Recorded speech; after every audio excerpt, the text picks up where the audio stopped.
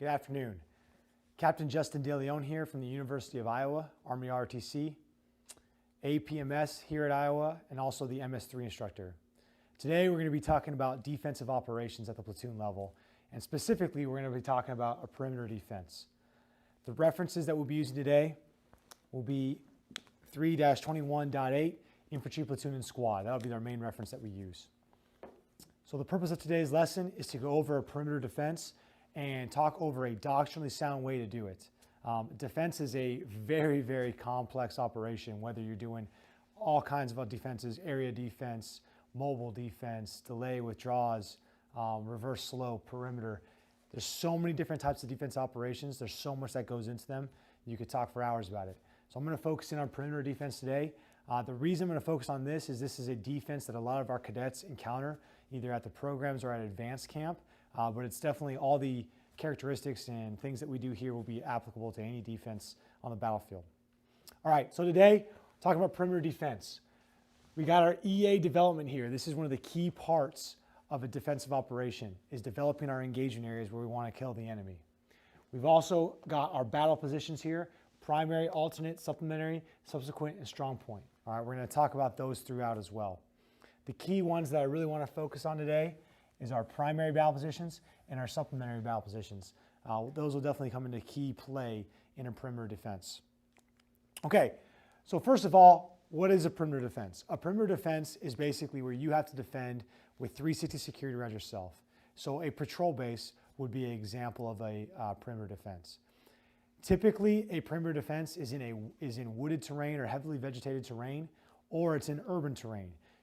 It's a great place where you could do, the Alamo is a great example of a classic perimeter defense where you're confined to a compound or a building or a neighborhood block where you're trying to basically maintain 360 security and not allow the enemy into your AO. Okay. Typically, when we do a perimeter defense, we're holding some type or piece of key terrain that we do not want the enemy to seize or secure. All right. The biggest thing about it also is that you are not mutually supported by any other elements. So if you are a platoon and you're doing a perimeter defense, you're basically out there alone and unafraid without immediate support from someone else. All right, maybe they're trying to get to you, whatever it is may be, but you need to hold on in that location for however long it may be. All right. So usually when we do defensive operations, like I said, we're part of a company, battalion, or brigade larger defense. This example, we're by ourselves.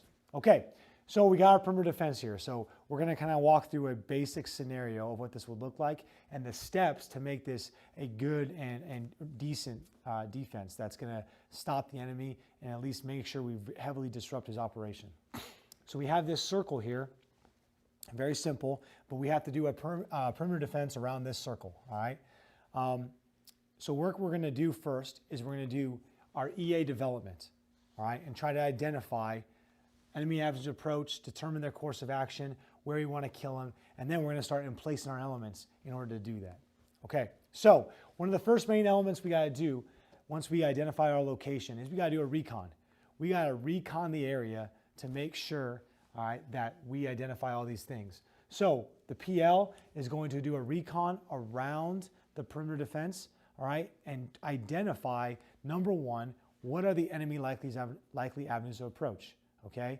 Basically, he can do this in many ways, but he could cloverleaf, he could go around in a circle, but the main thing is he's got to get out there, okay? The best way to visualize where the enemy's likely avenues of approach are is for him to get out there and look around and say, hey, if I were going to attack this objective, if I were trying to take this terrain, how would I do it? All right, that's the best way. So let's say the PL is out here, and he's able to see that there are some great mobility corridors here to the east and to the south, where the enemy has some cover and concealment, but he can also move rapidly. We got to remember, one thing that the enemy needs to do typically is they need to move hard and fast onto that objective, okay? Let's say the PL identifies that there's a lot of thick brush and thicket over here to the northwest. Now, the enemy could try and sneak up on us and attack from that position. So that is an avenue of approach that he could use, but he's considering that very unlikely because He has 100 meters of thick brush to get through, and he's going to make a lot of noise doing so. All right, so we're going to hear him from a far way off. These two provide him the best avenue approach into the objective. Okay. The PL now, let's say, for scenario's sake, has also identified a small little mound here, all right, that has observation fields of fire over the objective, okay? And he thinks that the enemy is going to try and put their support by fire here. It's a great position for the enemy to put that support by fire position. Okay? So now we're starting to go into that second step, determine enemy course of action. So we got AOA, we got AOA 1 here. We got AOA 2. We got AOA 3. We think these are most likely with, let's say, AOA 1 being most likely, somewhat likely, and much more like least likely, okay? And now we're saying, hey, determining his course of action, we think he's going to put his support by fire up on that mound, and we think that he's going to attack along AOA 1, most likely. He may attack along AOA 2, okay? So we've kind of determined how he's going to do it. Also, we know for a fact that the enemy likely has mortars, hopefully not artillery, but maybe he has both. And he's probably got some fires targets in our security, within our perimeter. So we should expect to see indirect fire as well in order to help suppress and facilitate that assault through. Okay? So there's obviously a lot more in depth and a lot more detail we can go into identifying an enemy course of action and really hammering down into the details. But basically, this is kind of what we're looking at. So we could go through and talk, hey, he's going to move a team here, he's going to move a squad here, then he's going to do a feint here and hit here. He could get very deep. Okay, for now, we're going to leave it at this. Okay, so we got a basic enemy course of action of what are the possible ones. Okay, and now we want to determine where do we want to kill the enemy. We got to determine where we want to kill him. Okay, so again, we think he's either coming on AOA 1 or AOA 2. So what we're going to do is we're going to make some engagement areas along those avenues of approach. All right. So we got EA2 down here, and we got EA1 over here. Okay, these are these boxes that we define where we want to kill the enemy, where we see that we have good fields of fire and observation on those objectives or those engagement areas, and we'll be able to lay effective fires and mass and concentrate all fires that we have on those positions. If we feel like we're capable of doing that, that's where we want to kill them. That's where we want to kill them. Okay, so we've identified now we're going to kill him there. All right. Next is we want to integrate obstacles into this. Okay, so we want to integrate potential obstacles that we have. So if we're lucky, we have some type of mines, maybe we have some digging assets, but really what this is going to result in if we have any extra sea wire. Okay, so we got 4 types of obstacles we can have, right? We've got disrupt, we got turn, we got fix, and we got block. All right, those are the different types of obstacles we can use, okay? With C-wire, the best you're probably hoping for is disruption. Maybe a little bit of fix, but mostly disruption, okay? If we had some, maybe we place some along the avenue of approach in order to disrupt.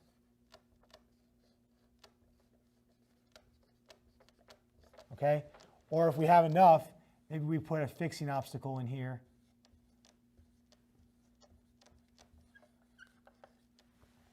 That makes it so the enemy gets stuck and gets bogged down in that EA, and it's easier to kill him there, okay? Either way, that's what we pretty much have at our disposal, all right? Likely, in many scenarios, you might not have the ability, all right, to have obstacles. What you can use to help you with this, though, is you can use claymores. That kind of goes into more using your assets, but we definitely want to be placing claymores along these engagement areas. It probably might be a good idea as well. If we have the ability, we could place a claymore up here oriented out towards that support by fire position where we likely think the enemy is going to lay down his machine gun teams. Okay?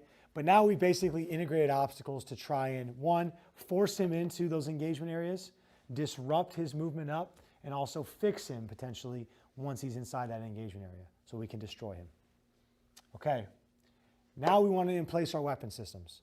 So really now we're starting to emplace our defense around our perimeter and throughout. All right, we're starting to identify that. This is challenging. All right, this is challenging, but it's very possible if we just lay down our priorities. Okay, so we know our priorities are AOA 2 and AOA 1. That's where we likely think the enemy's going to come. That's where we want to kill them. Okay, so first of all, what I like to do, I like to place my most casualty producing weapons first. So those 240 Bravos, those machine guns. So I'm probably going to place a machine gun facing down here. One machine gun team here and one machine gun team here. And those are going to be their primary battle positions. All right, so let's say I got my Alpha gun here and I got my Bravo gun here. And those will be their primary battle positions. Okay? Now I'm looking and I'm thinking, hey, I want to have additional troops in the AOA 1 for sure because I think that's where the enemy is most likely coming. Okay? So I'm going to put a team-sized battle position there, and maybe that's Alpha from A1. Actually, let's change that. Let's go, it's Alpha team from A2. Okay? And then maybe on the other side of this machine gun, I've got Bravo from A2. So I basically got my Assault 2 squad here with that Alpha machine gun. All right? And they're working fires on this engagement area. All right, direct fires. Down here with the Bravo machine gun, I'm going to put my Alpha team from A1 down here. And they're working fires together on this engagement area. Okay? I got some other elements left. I'm going to put Bravo from A1 in here. And they're going to be my strike force. All right? I'm going to talk about them a little bit later. Okay? And now we got our security squad. There's different ways to use them. There's different ways to employ them. I'm going to give a technique, something that helps, okay? Something that could be used. So we got to make sure that we still have 360 security. We got to make sure we have that, all right? So what I'm going to do in this situation, all right, I've got 3 enemies under approach. What I'm likely going to do is I'm going to basically put one men's locations on the back side of my perimeter, all right, to make sure I'm watching these areas as well, okay? So I'm maintaining that 360 security, but I'm overloading certain sides where I'm confident the enemy is going to choose to come from, okay? And now I still got 6 people remaining from that security squad. So this is all the security squad right here on this side. I got 6 people. The way I like to use them, and the way I think is an effective way to use them, is we need to have OPs, all right? We need to have OPs out in front of our position, okay? So if I'm doing this, I'm probably going to put an OP back in this thicket to make sure I identify anyone moving this way. I'll put an OP up in this elevated terrain here, identify support moving in, identify this assault element maybe, and I'll put an OP down here that can identify anything moving in that area or anything moving down here. So ideally, I've got OPs around my perimeter looking for movement all the way around, okay? And they're serving 2 purposes. One, they're providing me early warning of enemy movement around the objective. And 2, all right, they're disrupting enemy movement around the objective, okay? Before any fight, and understanding this is also going to help you when it comes to platoon attack or platoon raid, because the enemy likely will have their OPs out there in front of you, all right, when you're trying to attack. But anyways, got my OPs out. They got 2 things they're doing. So they're conducting early warning techniques, so they're trying to identify where the enemy is coming from and provide that information to the PL. So I'll say headquarters is in the middle. All right? And also, they're there to disrupt enemy movement, okay? So one of the key things that happens is there's going to be a recon fight, all right? What's the first thing that we do? Once we get to our ORP in a platoon attack, let's say, and we're going to hit an objective, what's the first thing we do after we prep men, weapons, and equipment in that ORP? We're going to go conduct a leader's recon the objective, identify where we want our assault and support, get a clear view of it, and hit that objective correctly, all right? So what do you think the enemy's going to do when you're in a defense? They're going to be doing their recon. They want to recon this objective. Your job and the job of your OPs is to not let them recon this objective. Fight that recon off, all right? If the enemy can't see you and cannot get eyes on the objective, they cannot make an effective attack. And if their time runs out, 1, they have to abort. 2, they have to make a hasty attack with limited knowledge, which gives the advantage to you, okay? So that's what the OPs are doing, all right? One thing we got to make sure and think about before we send these OPs out is comms. They got to have communication back to the PL. So whether it's Assault 1 or Assault 2 or someone else, they're giving up radios to these OPs so we can communicate with them and they can report back to the PL. Very important, okay? What they also got to have, I'm drawing over here, they got to have engagement criteria. And they also got to have disengagement criteria. What does that mean? That means we're telling them what to shoot at and what not to shoot at, or when to shoot and when to withdraw, okay? So we're looking at this and we're saying, hey, OPs, if you run into an enemy element that's 4 people or less, you're clear to engage, all right? Engage, disrupt them, all right? Do not let them get within sight of this objective because it's likely the enemy recon. If they're coming into if an element of 5 people or more comes into the view of them, they are to empty a magazine and then withdraw back to the security posture, okay? So we're working through that. So we want to give them what to engage and what to disengage from because that'll give them the intent of the PL on the ground, okay? Now, here we go into a very, very important part, whereas we're emplacing weapon systems and doing our defense, okay? And that is, the biggest part of this is fire control measures, okay? It's very easy for fratricide to happen, all right? Especially if I got OPs out here, fratricide is very likely if I'm shooting out from my perimeter, okay? So I got to be careful with this. So what I'm doing is a method, okay, is what I like to do is I like to split this into sections. So what I'll do, just like on any defense, is I will find a TRP out here, a target reference point that I identify. Maybe it's a big tree, a big boulder, whatever it is. This is TRP, let's say, here, actually, let's go this way. So I'll do one here. I'll probably do something like up here. So TRP1, TRP2, TRP3, okay? Overall platoon TRPs, all right, as fire control measures, okay? So what I can do is I can then name these sections. See how I've split it into 3 sections? I can have up here, hey, this is section 1, this is section 2, this is section 3, okay? And now I can say, hey, all sections, section 1, 2, and 3 are all cold. All cold. You can't shoot into that section because my OPs are out there. When this OP either goes to ground, which means he's basically getting his face in a hole and going to ground, or he withdraws because he engaged a large enemy element and then moved back to the secure posture in here. Now I can say, hey, section 1 is hot, section 1 is hot, 2 is cold, and 3 is cold, okay? I'm constantly communicating that out. If the enemy is identified in section 1 and section 2 and both OPs move back in, hey, section 1 and 2, they're hot. Section 1 and 2 are hot, section 3 is cold, okay? I can use that as a fire control measure throughout to make sure we're not conducting fratricide, all right? Hopefully that makes sense. Okay, so I've got all that here. I've got some control measures in place, all right? And now what I want to do is I want to plan and integrate indirect fires.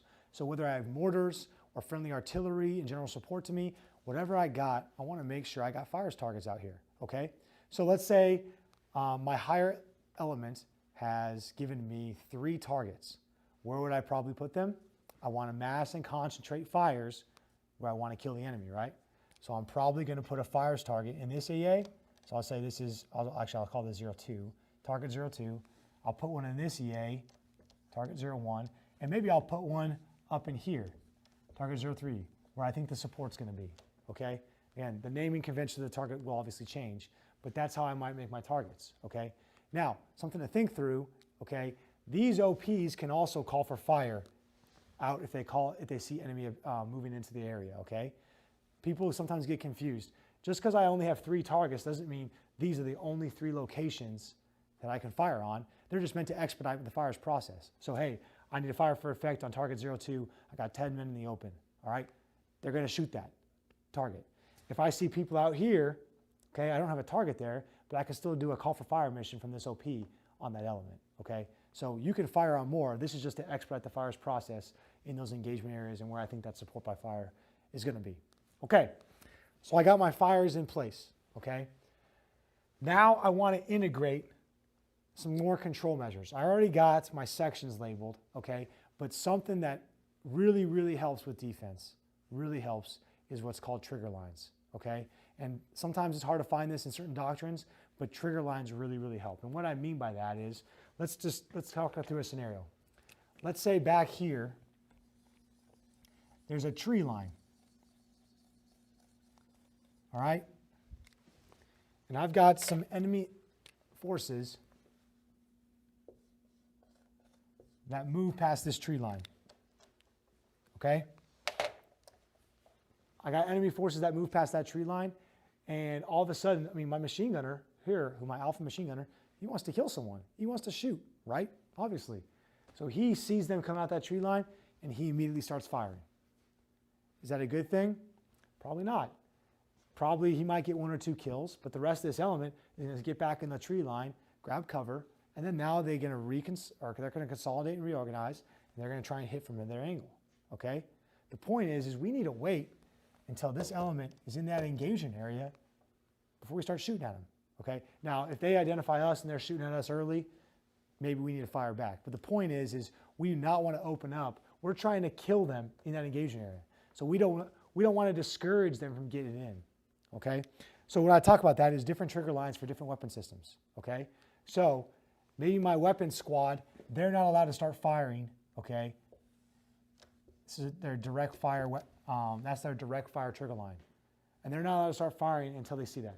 Maybe my M4s, they can start firing a little bit earlier, all right? M4 trigger line for direct fire. Okay, whatever it is, but I'm picking points and I'm demonstrating this to everyone, okay? And a key way to identify something is pick a piece of terrain out there, okay? So maybe I got like a tree. This is my terrible excuse for a tree here. But maybe I got a tree right here that the weapon squad can be like, okay, you guys see that tree? When the enemy forces get to that tree, now you can start shooting, okay? And we need to do the same thing on this side. We got trigger lines over here for different weapon systems, all right?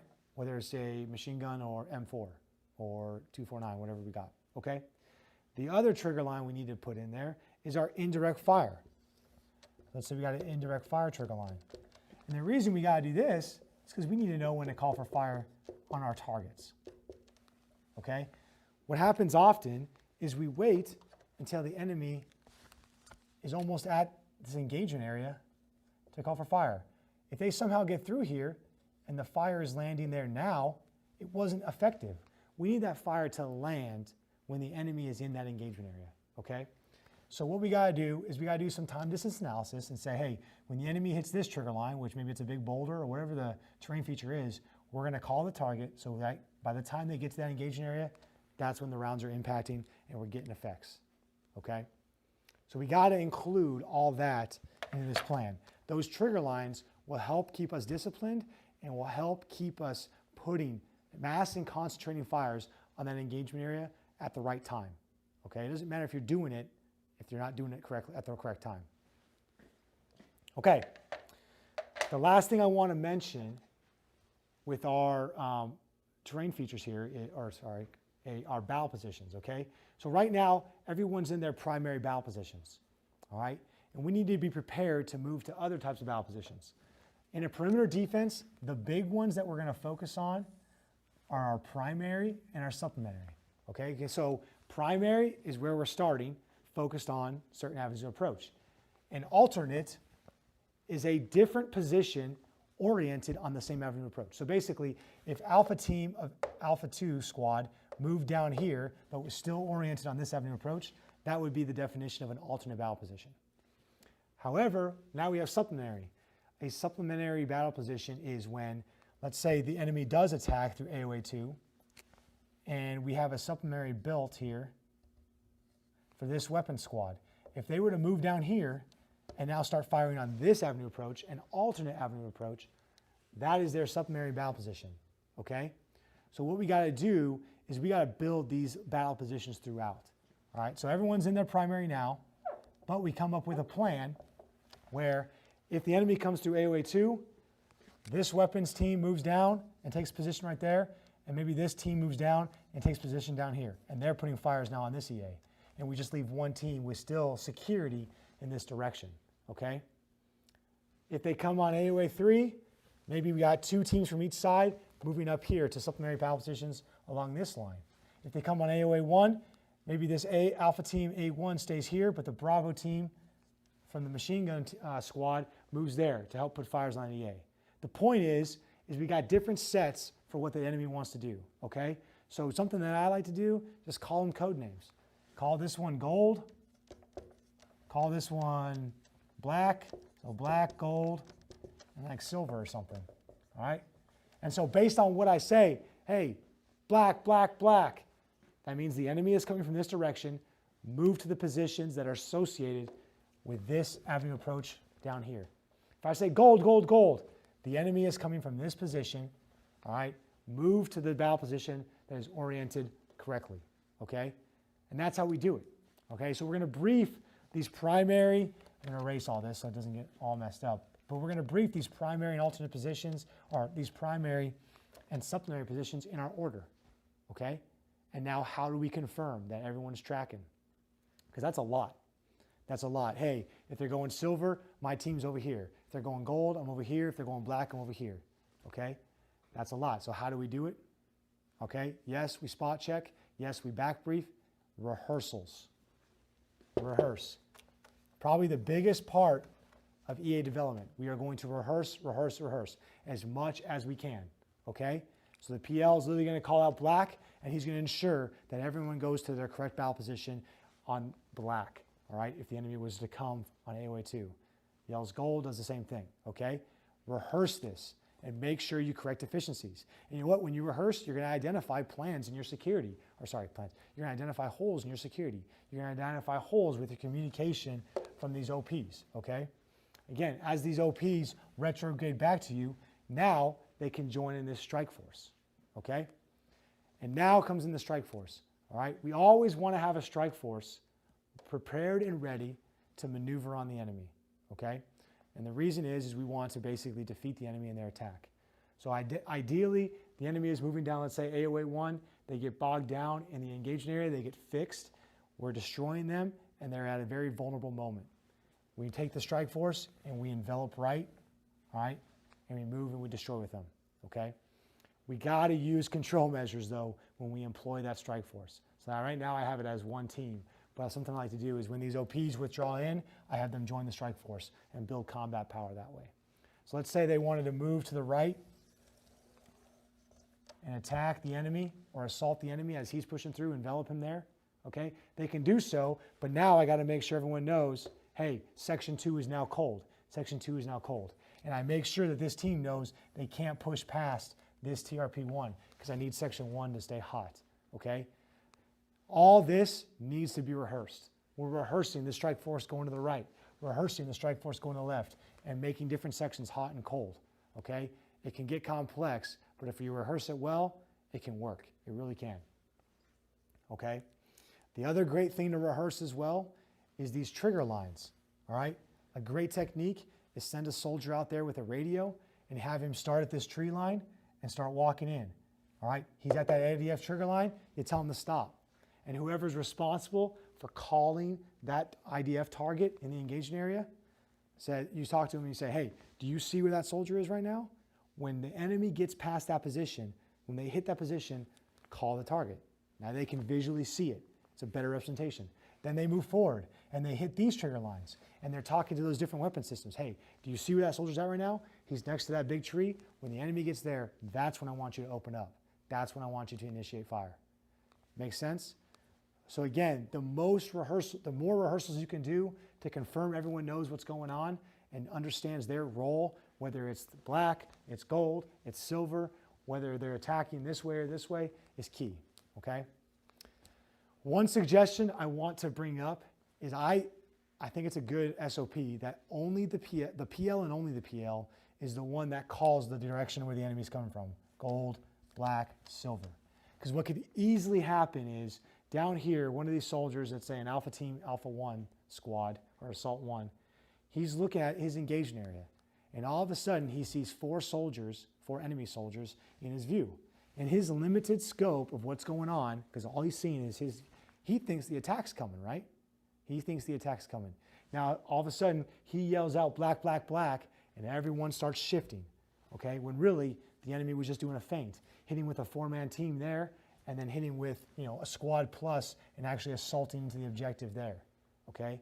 We got to be careful about committing to one or the other. And that's why we have security spread out until we absolutely confirm that the enemy is moving to avenue approach, then we can move to those actual plans.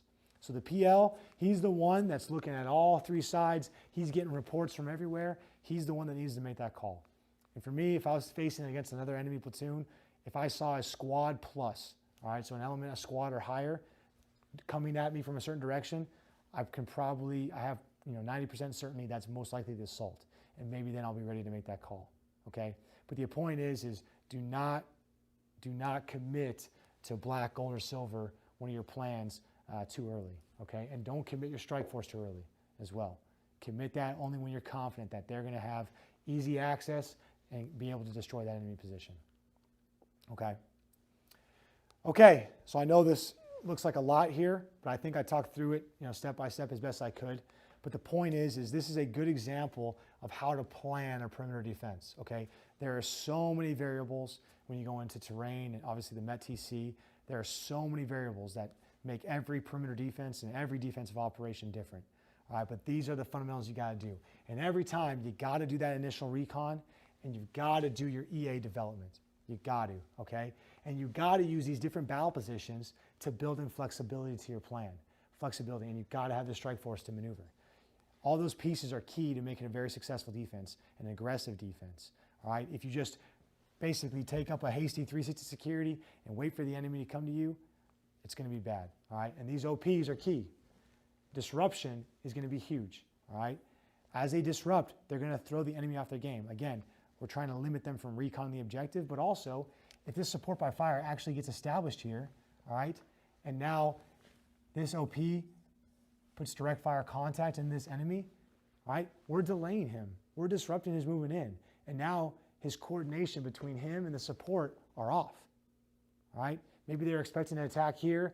This disruption happened, and now they got to swing around and come this way, all right? The coordination and the timing is off.